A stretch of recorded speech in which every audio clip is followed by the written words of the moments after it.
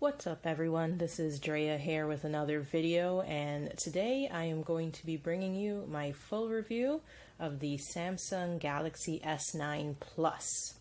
So without further ado, let's go ahead and get this started.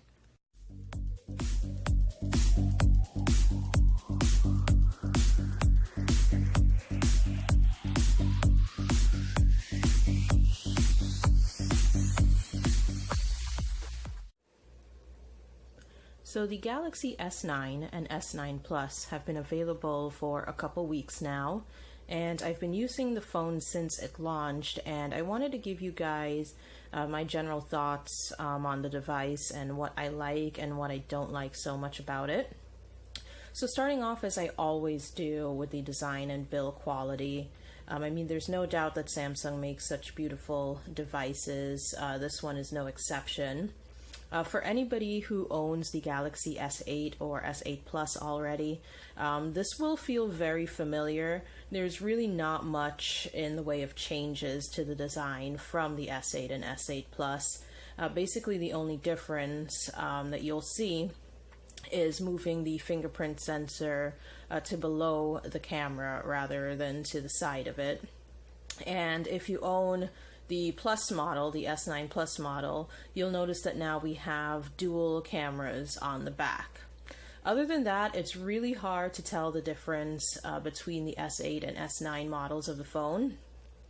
But even then, I mean, it's just a gorgeous device. I really like this blue color that I picked up here. And yeah, just like all Samsung devices, this one feels really good in the hand and just looks beautiful. The display that we have here is a 6.2-inch Super AMOLED display with that infinity display that Samsung has going. And again, it's just gorgeous. I don't think there's any phone that really rivals it in the market right now. The colors are very bright. The screen display gets very bright. So it's great for viewing outside. The colors are really vibrant, of course, thanks to that AMOLED technology. So overall, just a very beautiful phone that we have here. In terms of software, this is running Samsung's own custom UI, now known as Samsung Experience 9.0, formerly known as TouchWiz. And it's one of the most heavily skinned versions of Android that's available on any device. And this thing is just packed full of features. Anyone who's ever used a Samsung device knows that. Basically, you could spend an entire day talking about all the things you can do with this phone.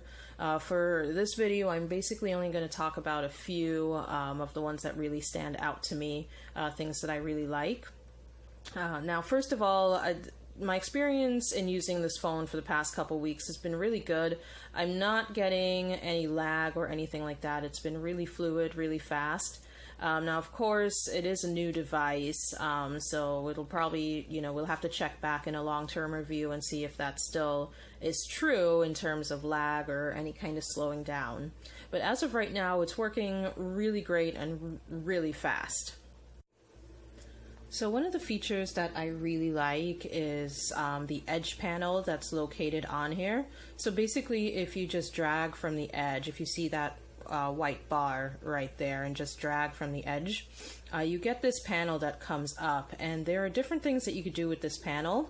Right now, this one is known as the apps edge, and you can pretty much customize which apps you want to get to. So it's just a different way of launching apps. You can swipe over, you can get a people's edge where you can make phone calls to some of your favorite contacts. I haven't set up my people's edge here yet, but this is a really nice feature. Again, a faster way to get to your contacts. Okay, moving over, I have my weather set up here again on this panel, and moving over, I've got a CNN panel. And I really like this one because I like being able to access news really quickly. So you can just scroll through it and get the latest from CNN available here. And if you come down to the icon, the gear icon at the bottom here, this is where you can customize your edge panel. So you can decide what you want to be available and not available. So if you don't want to have the people's edge, you just take it off. or add it on, and there's all these other different options here. Smart select, clipboard, you can set reminders. So there's just a lot of different things you could do. If you're a sports fan, you can get your sports scores on there. So different things you could do with that panel that I just think is really convenient. And, you know, of course, since Samsung came up with these curved displays, they had to put the curve to use. So I really like the addition of that there. That's a really good feature for me. Okay, also coming into the settings, you do have different settings available here. We could go to advanced features and add these different things. You could do smart stay, which will keep your screen on when you're looking at it, rather than it timing out every 30 seconds or whatever you have your sleep timer set to. You can come here and add a fingerprint sensor gesture, which just means sliding down on the sensor to get your notifications shades drop. So I really like that feature. Again, I always say that whenever there's a fingerprint sensor, I like that you can swipe down on it to drop your notifications.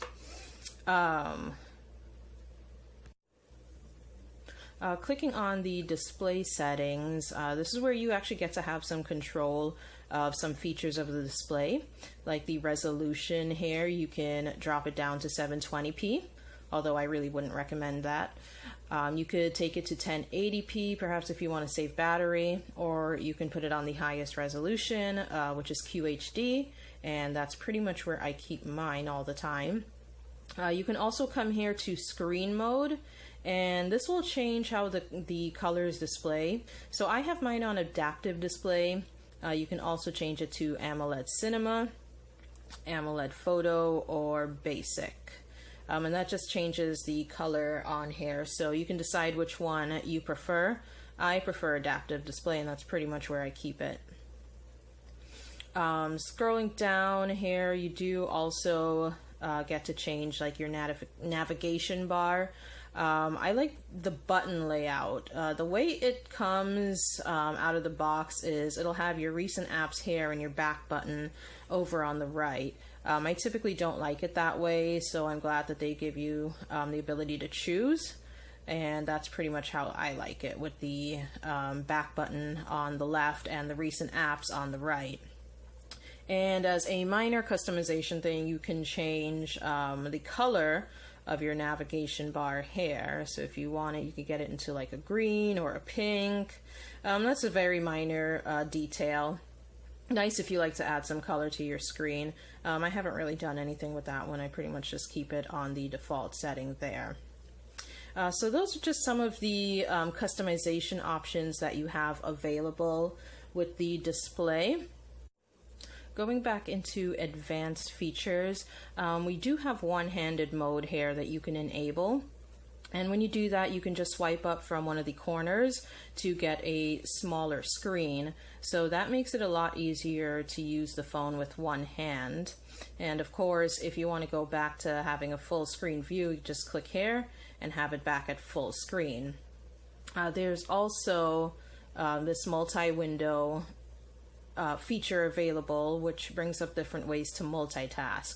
So the way that most people know about is holding down the recent apps button, and that will bring you to split screen mode. So you can go and you can pretty much do two things at once. There is also, bring this back down here.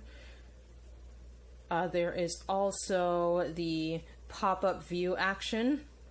And that is, if you're in an app, you can bring down that screen to be smaller and have it anywhere on your display as you want. So if, for example, if I'm here and I decide to do multi or pop-up view, I can just pull down from this corner. Oops. There we go. And I pretty much have this app now floating around. So I can adjust this. I can pull up different apps as well if I want to. I could bring it back up. And so it's just different ways of multitasking. You see, if you minimize it, you'll always have the app right there that you can just tap on and it pulls your window back up. So those are a couple features that I do. So going on to the lock screen, you do have this always on display that appears. And this is just a really convenient addition that's on most flagships now, is having this always on display here. You can pretty much see everything here. So if you just got your phone resting on your desk, you can see the time, your battery percentage, and your notifications without ever having to turn the phone on. So again, really convenient. And you can change the settings of the always on display. If you come over to the settings area and then click on lock screen and security, you can come down and see it right there, always on display. You do have the option of turning it off or keeping it on always, or setting a schedule. Right now I have it on schedule, so it's going to stay on all day. And then turn off between the hours of 12 a.m. and 7 a.m. It's going to shut off. So that just helps save some battery during the nighttime. You can always also come to clock and face widgets, and this is where you can really customize your display type here. So you can change the clock layout. That's the default one. Well, I have it on green, but you can change the color. That's the default one is on white. So you can change the color of it. You can change the style of the clock. So it's a lot of nice customization options. You can put a personal picture on there. So a bunch of different ways to have your always on display available to you. So always nice to have customizations, I always say. So that's a good feature too. And then also with the lock screen, of course, you do have different ways of opening your phone. So it's no longer just Touch ID, although Touch ID, of course, is still here. There's also Face Unlock, and there's an iris scanner as well. The iris scanner, I'm going to be honest, I don't use. I have been using, of course, the Touch ID and also the Face Unlock as well. And no complaints at all with the fingerprint scanner. I thought I might have problems with this fingerprint scanner being so smaller than most others, but really haven't had any issues at all. It works fast, and I'm able to find it pretty easily. Again, a much better location here than it was on the S8 model. The Face ID also works pretty well. So basically I can just hold up the phone and it'll come on, recognizes my face and comes on right away. So I like that feature, and it works pretty much all the time. It's really accurate. So again, whether I'm wearing my glasses or not wearing my glasses, whether I have my hair down or in a ponytail, you know, it recognizes my face. So it does work really well and really fast. And this is me using it from behind the camera, and even then it's still picking up my facial recognition really well. So definitely a good feature on this phone. So moving on now to the camera, which is probably the biggest feature of this phone. We do have a 12 megapixel camera. Which is the first of its kind on any phone. It has changing apertures where you can change between an f1.5 aperture to an f2.4 aperture. And that feature is available on both the S9 and S9 Plus models. And then on the Plus model, like this one here, you do have a secondary 12 megapixel camera with an f2.4 aperture and is capable of 2x zoom. Over on the front, we do have an 8 megapixel front-facing camera with an f1.7 aperture. Now the camera takes some really good quality pictures here. There are a lot of different features on it. Of course, you have your basic auto mode. You can switch over to live focus, and live focus is where you can have the background blurred and really bring out your subject in more clarity. For those using the iPhone 8, iPhone 10, that's what they call as portrait mode. And over here with Samsung, they just have it called live focus, but it's basically the same thing. Again, gives you a really nice bokeh effect, blurring the back and really bringing out your subject. If you switch over to Pro mode, this is where you can really play around with the camera settings and where you can have manual control over that changing aperture. So if you click down here, I don't know if you can see it, you can alter between f1.5 or an f2.4 aperture. So depending on your lighting situation, for all of you who are big into photography, I know you'll really like that. Pretty much I stick mostly to auto mode. Again, I'm not a photographer myself. But yeah, it's a really good camera. On the video side, you can do slow motion, video capture here, and then AR emoji. It's just kind of gimmicky to me. You can create kind of a emoji version of yourself. I haven't really played around with that one too much. For me, it's more of a gimmick than anything else. But yeah, the camera works out great. I get good quality pictures from both the rear cameras and the front-facing camera.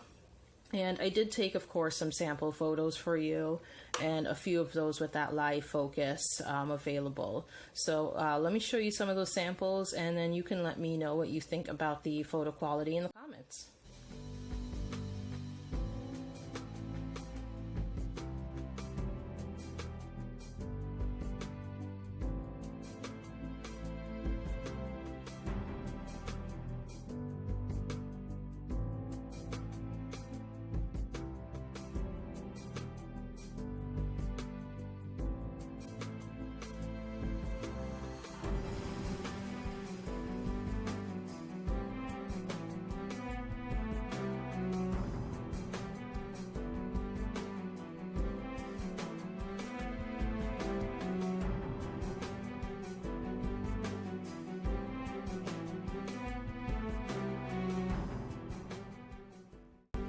So those are just a few sample photos that I had taken with this phone.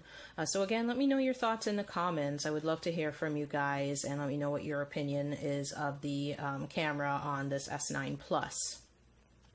Okay, so moving on now to the audio experience. This is a good improvement that they put here over the S8 and S8 Plus, because this one comes with the dual speakers. So you're getting sound from the top speaker and the bottom speaker down here. And overall, I'm really impressed with the quality of the speakers. I'm getting a nice bass from it, so I really like listening to it. I always prefer a dual speaker setup over the single speaker setup on other devices, especially from a flagship phone. They should all come with dual speakers, in my opinion. It doesn't get as loud as other devices, like comparing it to my HTC U11. It doesn't get as loud, but I actually do think the sound quality is better coming out of the S8 Plus. So I am very pleased with that as well. In terms of the headphones, you do get the headphone jack here. It's good to see that Samsung has stuck with the headphone jack. I was very curious what they would do this year, if they would follow the trend and get rid of the headphone jack, but they've kept it around, and I'm happy about that. Also, you do get some headphones in the box. You get these really nice AKG headphones here. And I'm always a fan of manufacturers including headphones in the box, especially ones with quality as good as this one, because these phones are expensive and there's no reason not to put the headphones in it. I'm talking to you, LG V30 and Google Pixel 2 XL. The V30 came in other markets with B&O headphones, which is really great. But over here in the US, it didn't come with headphones, which was really disappointing. And then Pixel, for an $850 phone, the Pixel 2 XL, it really should have had headphones in the box, especially since they removed the headphone jack. But I'm really very happy that Samsung decided to include that in theirs. And of course, the sound quality coming from those AKGs are really nice and clear. So audio definitely gets an A+. Battery life is also really good. No complaints at all with the battery life. It lasts me a full day easily with it.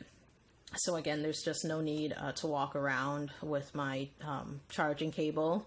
It does have quick charge available with it, so if you do need to top up, you just plug it in for a few minutes and you should it should be good to go.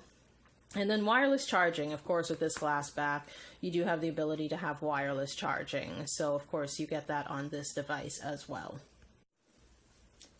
So that is pretty much my view of the Galaxy S9 Plus. I think it's a great device. IP68 water and dust resistance as well. I forgot to mention earlier. I think that is becoming pretty much standard on flagship phones nowadays. So you do have that water and dust resistance. But yeah, overall, great device. I love using it. I love the screen the most. That display, again, there's just no other phone on the market that can rival it. So overall, very nice phone. Now, if you have the S8 or S8 Plus, do I think you need to upgrade to the S9 or S9 Plus? Probably not. I don't think there's any real reason to upgrade from last year's model. Most things are fairly the same, just some improvements with the audio quality and the camera. But no, overall, I don't think if you have the S8 that you should be feel the need to upgrade to the S9. If you have maybe an older model, like an S7 or older, then definitely I would recommend upgrading to the S9. This is just all around a great device, and it looks beautiful and feels nice in the hand, and overall, really good product from Samsung as usual. But that's my opinion of it. Let me know what you think in the comments. I would love to hear from you guys. And please hit that subscribe button if you haven't done so already, so you can always stay up to date on my latest videos. And yeah, I will see you guys in the next one.